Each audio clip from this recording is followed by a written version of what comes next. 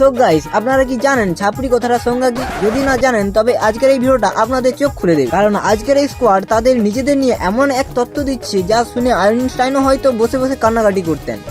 বলেন কি? যারা বেশি ছাপড়ি ছাপড়ি করো এই দুই লাইন তাদের জন্য। কি বাবা, সরাসরি চ্যালেঞ্জ! তাদের ভাষায় তারা নাকি ছাপড়িদের হয়ে জবাব দিচ্ছে, অথচ তাদের স্টাইল আর গেটআপ দেখে মনে হচ্ছে কোনো এক সস্তা মেলা থেকে ডিসকাউন্টে সবগুলো সানগ্লাস আর লিপস্টিক একসাথে কিনে এনেছে। জোরে না দুধ খেতে চাও রাবড়ি। বাহ, কি সুন্দর ছন্দ! কপালে নাকি দুধ জোটে না, কিন্তু খেতে চাই রাবড়ি। তো বোন, তোমরা যে মাথায় এই প্লাস্টিকের সানগ্লাস লাগিয়ে সোয়াগ দেখাচ্ছ, এটা কি রাবড়ি খেয়ে এসেছে? আর এই সংলাপটা কি তোমরা আয়নার সামনে দাঁড়িয়ে নিজেদের উদ্দেশ্যেই লিখলে নাকি?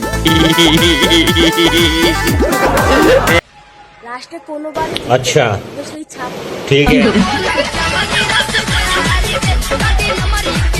শেষে নাকি ছাপড়ি জুড়বে ভাই। ভাই, যে হারে তোমরা জিভ বের করে আর আঙুল উঁচিয়ে এক্সপ্রেশন দিচ্ছ, ছাপড়ি জুড়বে নাকি রাজকুমার জুড়বে, এই ভিডিওটা দেখার পর কোনো সুস্থ মস্তিষ্কের মানুষ তোমাদের সাথে বালিতে পা রাখতেও চাইবে না।